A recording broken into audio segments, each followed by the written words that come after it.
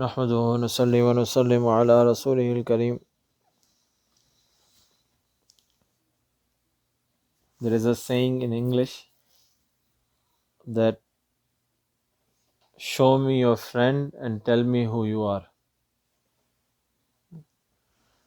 The person is defined by the company he keeps.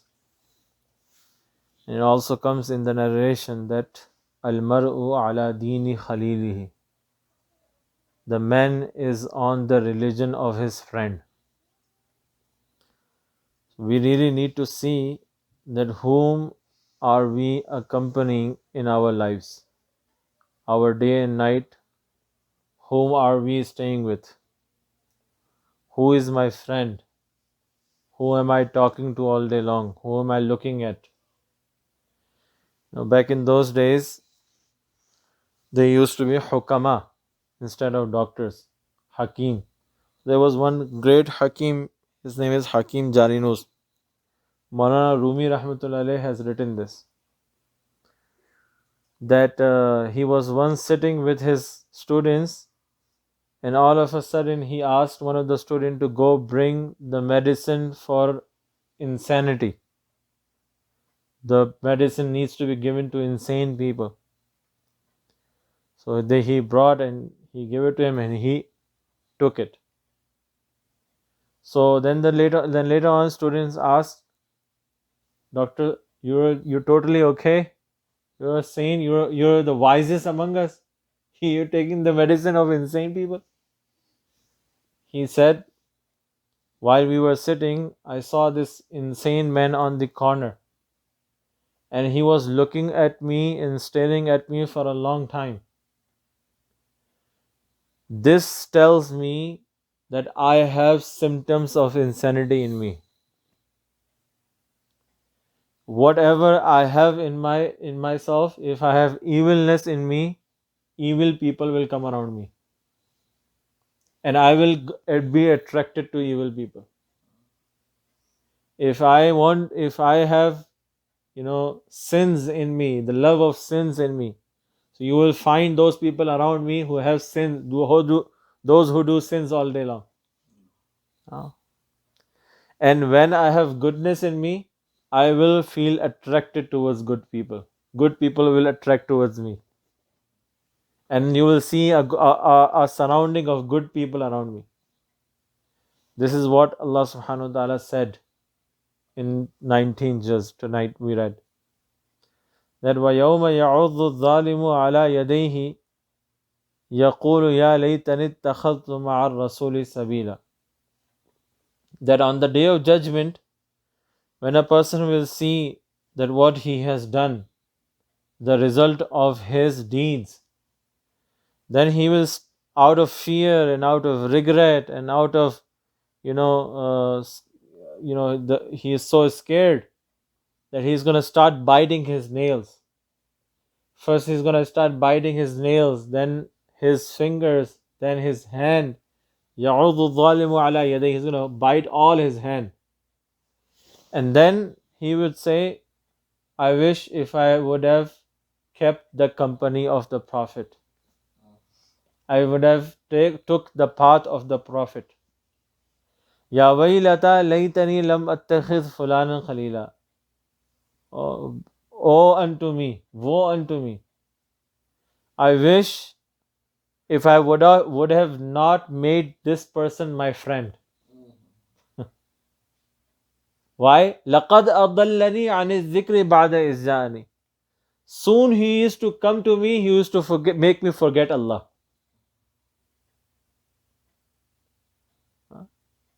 لَقَدْ أَضَلَّنِي عَنِ الذِّكْرِ بَعْدَ إِذْ جَاءَنِي وَكَانَ الشَّيْطَانُ لِلْإِنسَانِ خَذُولًا. And Shaitan really wanted this. Shaitan wanted to disgrace us. And nowadays, the greatest companion we have is our phone. Greatest companion, yeah. A person is sitting all alone, nobody is around him, but the entire world is with him. And he is listening to, he is talking to on the phone. The greatest company nowadays we have. So it's not, don't think that what you're looking at or what you're listening to, what you're talking to is not affecting your heart. Don't think like that. It is creating you. Whatever you're looking and listening and talking to is creating you a person. This person is created by these things the company is keeping. So that's why the best company a person can keep is the company of Quran. Imagine a person's best friend becomes Quran. All day long he is talking to Quran and Quran is talking to him. What kind of person he will become? What kind of person he will become? What? Just today I was listening to one scholar. He was saying, if a person have flu, if a person have flu, and I stay with him all day long, the next day I will also have flu. So he said the person of flu, the way person of flu can give flu, the same way the person of taqwa can give taqwa. This is what he said. The person of deen will give you deen. So the best company we can keep is the company of Quran. The best company we can keep is the company of angels, which is in the masjid. The hadith, it says that the greatest form of zikr is to recite Quran. And Allah subhanahu wa ta'ala in hadith Qudsi, he says, wa ana ma'ahu idha dhakarani. When a person remembers me, I am with him. So while you're reciting Quran, you're with who? You're with Allah. Is there any better companion than Allah himself? Is there any better companion? That's why our mashayikh, Ramazan used to be with only Quran, nothing else. Nothing else. And lastly, there are many obligations. We all know we are obliged to pray 5 times daily. We are obliged to fast in the month of Ramadan. A Muslim is obliged to pay zakat, to pay hajj, to go to perform hajj once a year, once in his life. But there is another great obligation on each and every Muslim. That obligation is called tawbah. It's an obligation. The one who has committed major sins, he has to make tawbah right away. It's a farz. It's an obligatory act. Now we offer salah, we fast, and we do all of that, but we have not considered this tawbah an obligation. Ya ayyuhalladhina amanu tubu ilallahi tawbatan nasuha. Now I don't want to go into detail, but tawbah is a kayfiyat in the heart, that a person feels regret and a person cries out of regret that what I have done in the presence of Allah, what I have done. Now when a person do tawbah, the ayat today we recited, there are many rewards for tawbah, so many rewards, countless rewards. But the greatest reward mentioned in tonight's ayat is what? Subhanallah. Allah subhanahu wa ta'ala, he is saying, the one who repents sincerely and he turns his life totally around. Illa man taba wa amana wa amila amalan salihan. The one who makes tawbah, he sits down, he regrets and he cries and he makes this agreement with Allah that, oh Allah, now I'm going to change my life. What Allah will do on this tawbah?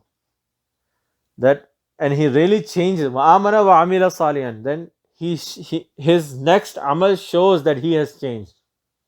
If he does tawbah like that, you know what Allah will do? No matter he has lived 20 years of life of sins, 30 years life of sins, 60 years life of sins, or the whole life of sins, Allah subhanahu wa ta'ala is saying, فَأُولَٰئِكَ يُبَدِّلُ اللَّهُ سَيِّئَاتِهِمْ حَسَنَاتٍ. All his sins are going to be turned into good deeds. All his sins. This is how much Allah is waiting for your tawbah. Every single night before going to sleep, you need to make tawbah. This is the month of tawbah. And tawbah has to do a lot with the company. That person who murdered 99 people, everyone knows the story. So the alim, he told him, okay, your tawbah is going to be accepted, but you need to leave the company, the bad company you keep. You need to cut off all these contacts you have. Go into that other locality where all the pious people are. Go into their company, then your tawbah is going to be accepted. This is what the alim said, and everyone knows what happened. He left, and he was not on the halfway, and he died, and Allah subhanahu wa taala shrouded him with His mercy. 99 murders, 100 murders, one murder wrongly committed. If entire world is responsible of one murder, Allah will put entire world in Jahannam. This is great of us in one murder is, and he murdered 100. If Allah accepted his tawbah, then who are we? But we need to make tawbah. So last 10 days are remaining. I humbly request from all the brothers and sisters, now we need to change our company. Let's shut this phone off for these 10 days and stay in the company of angels. Stay in the company, in the masjid. The masjid is the company of angels. Nowadays masjid are closed. So those people who have, everybody needs to assign a place in their house as masjid and stay in that place and do all the amal there. So the more we will stay in the company of angels, so the quality of angel is that they never disobey Allah.